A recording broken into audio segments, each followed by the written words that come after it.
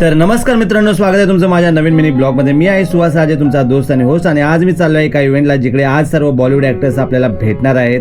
पण आज होता गुढीपाडव्यानिमित्त, सगळे झेंडे सुद्धा लावले होते। हे आहे ग्रँड हयात हॉटेल, जिथे मी आता पोहोचलेलो आहे आणि मला आतमध्ये जायचं आहे। आतमध्ये गेल्यानंतर मला एका ऍक्टरला रेडी करायचं होतं।